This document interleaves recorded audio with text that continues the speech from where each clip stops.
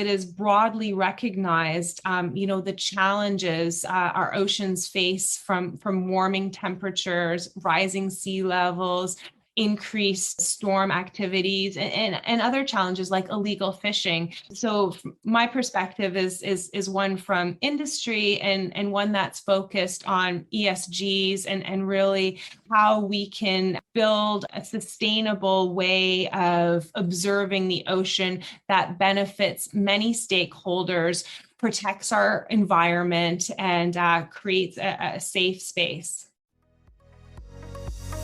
Welcome to Cleantech Forward, a foresight podcast where we explore clean tech customers, capital, and Canada's path to net zero. Tune in to learn more about Canada's most exciting clean tech startups, industry success stories, investor insights, and academic initiatives as we accelerate the growth and impact of clean tech together.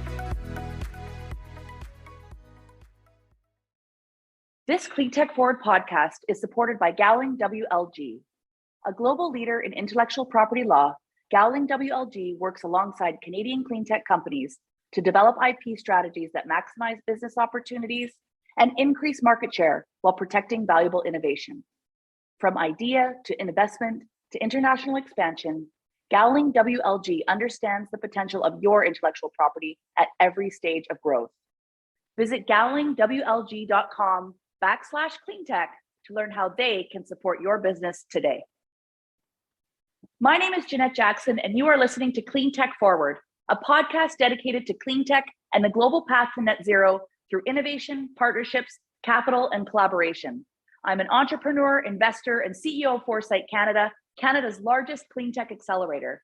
I'm also a mom and hyper passionate about everything climate and sustainability. Today, I'm speaking with a very special guest, Julie Angus of Open Ocean Robotics. Julie's personal and professional journeys are awe-inspiring. She was the first woman to row across the Atlantic, charting a course from Portugal to Costa Rica.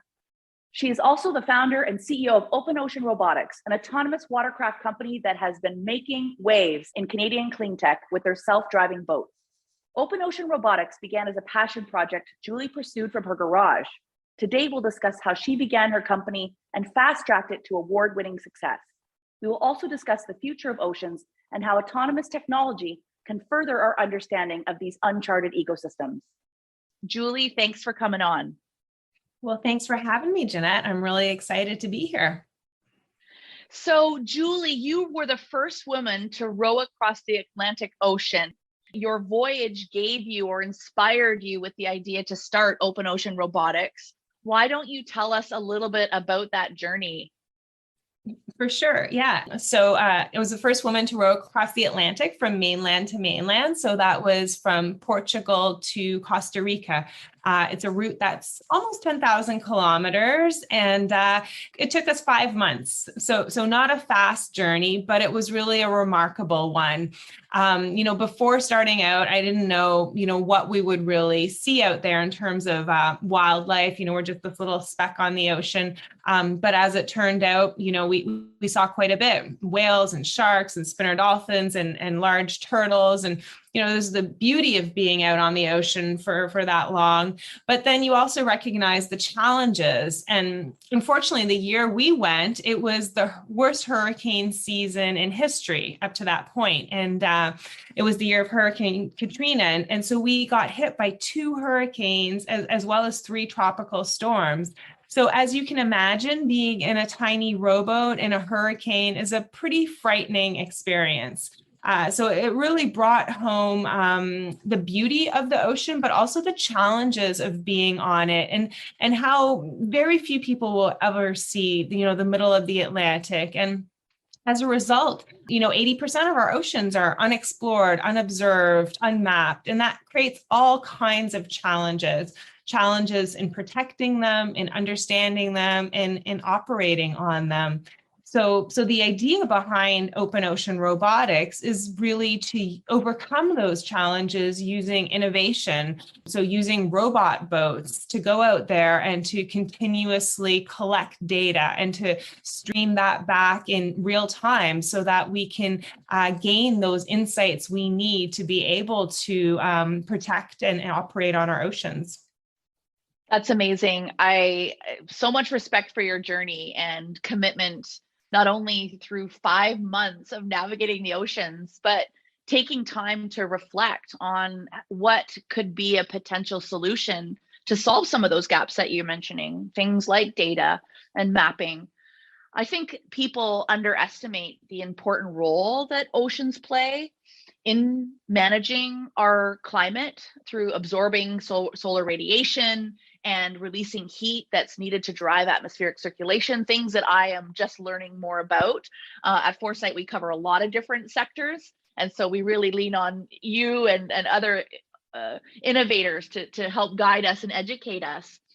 But tell us a little bit about sort of what Open Ocean is doing from a technology perspective and some of the first areas that you're tackling as we're solving this data and mapping challenge.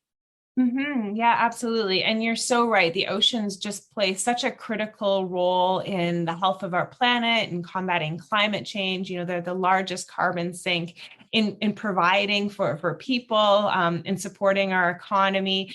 And I think they do tend to be overlooked sometimes. Here we're on the coast, so it's a bit more in our face. But there's so much opportunity in the ocean industry and the blue tech industry. It's a $2.5 trillion industry, and it's very rapidly growing.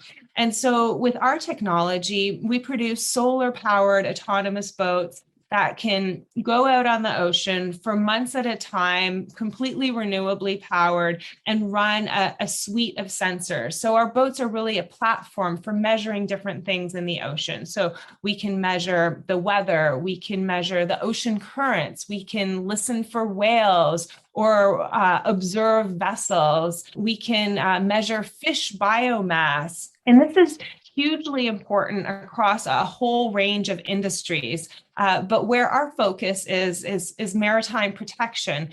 So most of our work right now is in marine mammal monitoring and illegal fishing enforcement. And those are both two very critical issues. Illegal fishing is a huge problem. 30% of fish is caught illegally. It has a $23 billion impact. And marine mammal monitoring is very important for protecting marine mammal populations, especially endangered populations like the southern resident killer whale on the west coast of Canada or the North Atlantic right whale on the east coast of Canada. Did you see the Netflix special, Seaspiracy? I did, yes, yeah. I watched it with my daughter. She's 14, and I feel like the next generation of youth are more aware, astute, concerned, in fact, sometimes causing stress, but we won't go there today on what they're eating and what's happening to the planet. Sometimes these documentaries, they're hard to watch, but I think it's an opportunity for us as communities, individuals, companies to really take a hard look at ourselves and the practices that we're instituting as we try to feed and house and keep people safe. I have two boys, age 7 and 11, and, we constantly share with them, the beauty of the ocean and the environment and the world around them, so they have that appreciation for the natural beauty and stewardship, but also the challenges. And I think it is important to inspire our youth to take action, to be proactive, and, to change the world. I want to dive in a little bit to sort of your most interested stakeholders. I imagine something like this. I mean, obviously, climate is good business. You're doing well with your raises, is my understanding. Congratulations. But at the end of the day, how are government agencies and perhaps other organizations that you didn't predict engaging with Open Ocean, and what surprised you on that front? Yeah, so we've worked with industry, government organizations, and nonprofit organizations. I think, each customer is a little bit different. And, we've done, for example, marine mammal monitoring for both government and for industry. And the service we provide is fairly similar. The sales cycle could be different. The way you present data is different. In terms of what surprised us, I think, In our journey growing as a company, we dealt with the challenge, where is our first market? Where are we going to succeed at? Because, it is a platform technology. We can run a variety of different sensors. The first market that we went after and did a pilot in, which was seafloor mapping, is a very significant market, but it ended up not being the market that we focused on. We focused more on acoustic monitoring, passive acoustic, because we found that we had a much stronger value proposition, and we could do that in a way that was really hard for other technologies. So I think that was an interesting learning process. And what role does the autonomous component play in your ability to do more faster as new technologies come into play? How important is that to Open Ocean? Yeah, so our boats are totally uncrewed, so people are on shore operating them. You can operate it remotely, so control it as it is on the water with a joystick if you're in cellular or radio range, or if it's satellite, upload commands. But we also have the ability to autonomously operate it in terms of programming a route for it to follow. And we're increasing the level of autonomy of the vessel. So we're increasing the amount of onboard processing to be able to avoid obstacles, to be able to process data from its sensors and react to it. And I think for, uncrewed technologies like ours, that is really the path forward, is just to continue increasing the autonomy so that it's smarter, able to operate more independently, and safer.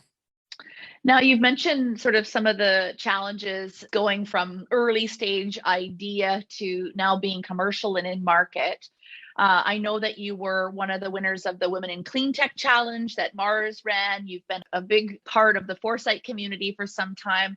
How have these organizations supported you and helped you get to where you are today? Tremendously.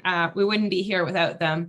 Everything from learning how to run a company, how to raise money, how to choose the right market, how to build a team.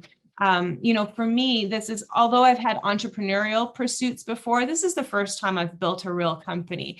So there's a lot of things that I needed to learn and that my team needed to learn. So accelerators and incubators like that offer that access to really talented people who have done it before. And that is hugely beneficial and crucial to building a company. Now, let's talk a little bit about the market. Obviously, in Canada, we're very bullish on climate change, but we also recognize that a lot of the earlier stage ventures, even when they get to a certain commercial level, still focus on international markets, including the US.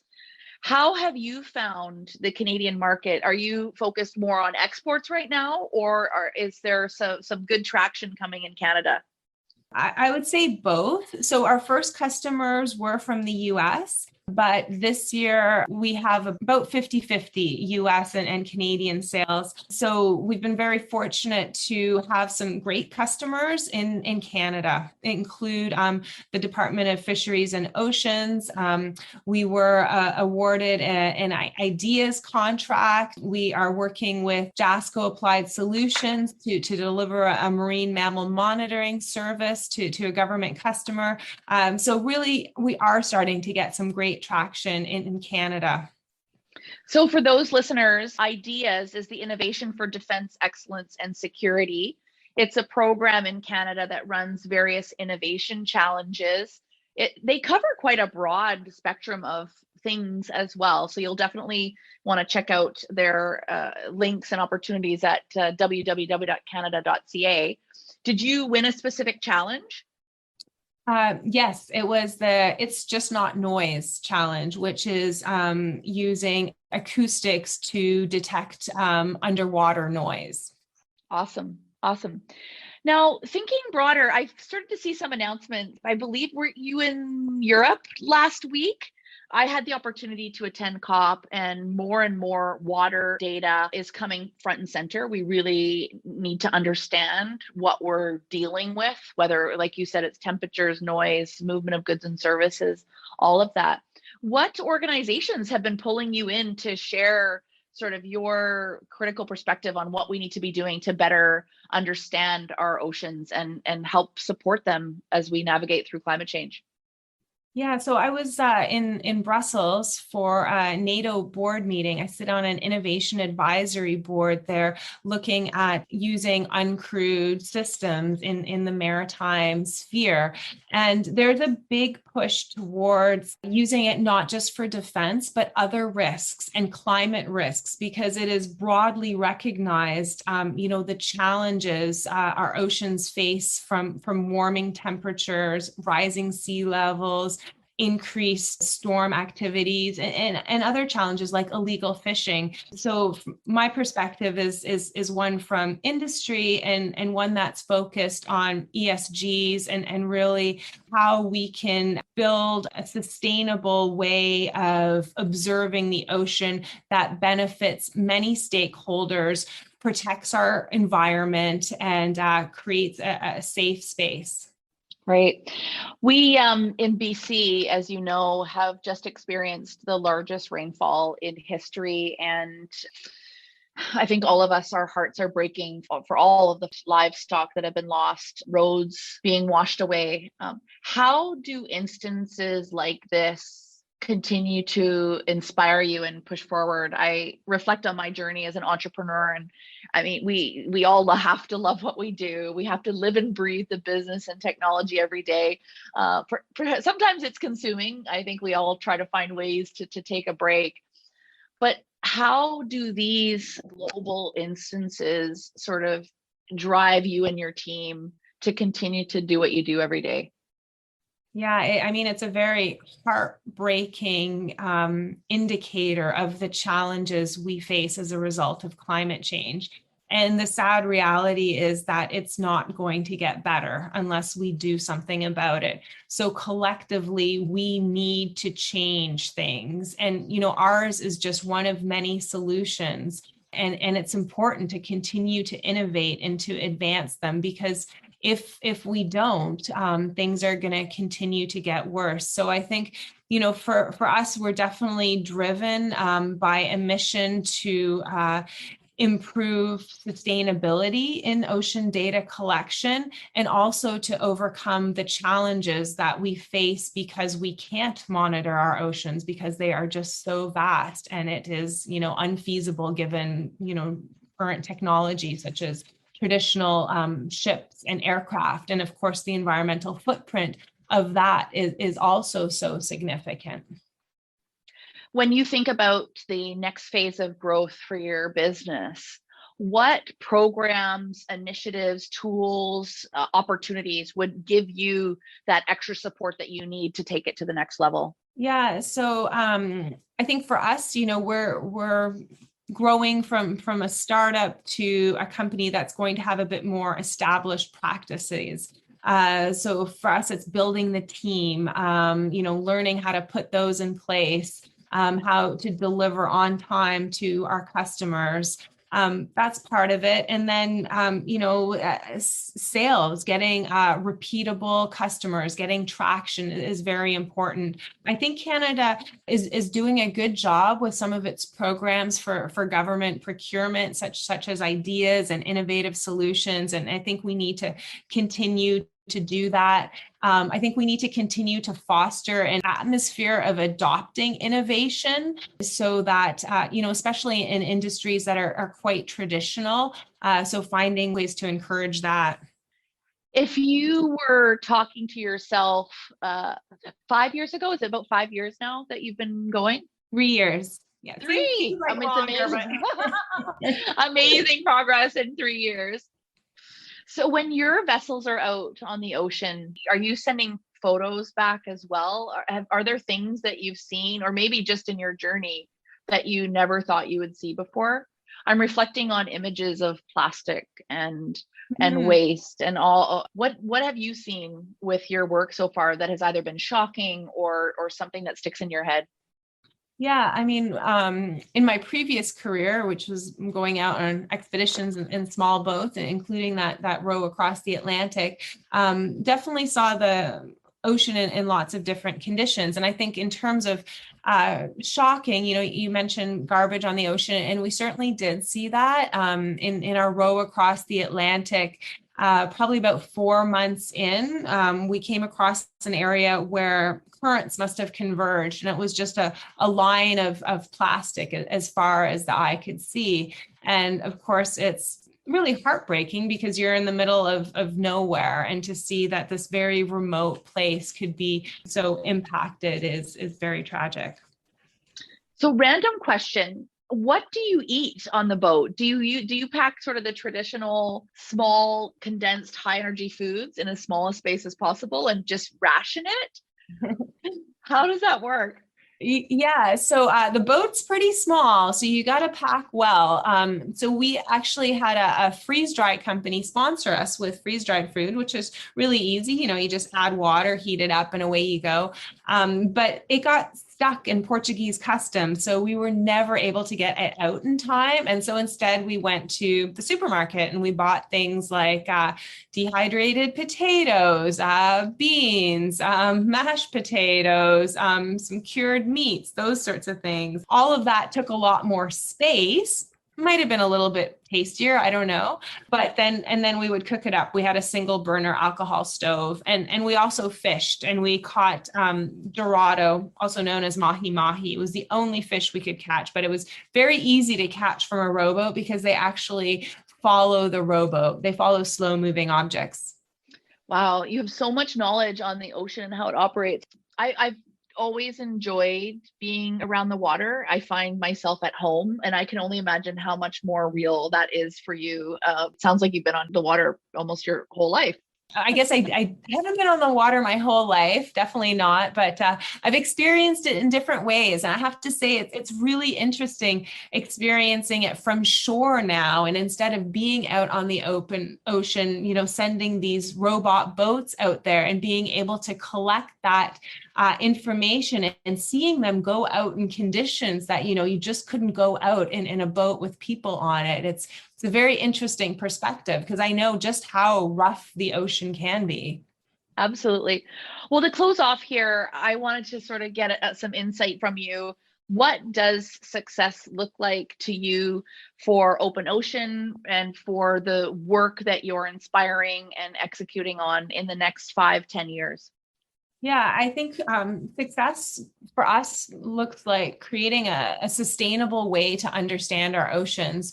So I really envision a future where we create a digital ocean where we can understand it from seafloor to satellite across millions of miles, and to be able to not only, prevent illegal fishing, but to understand the impacts of climate change, to understand ocean currents, fish populations. And I think we can do that. And by continuing to innovate our technologies and others, we will get there.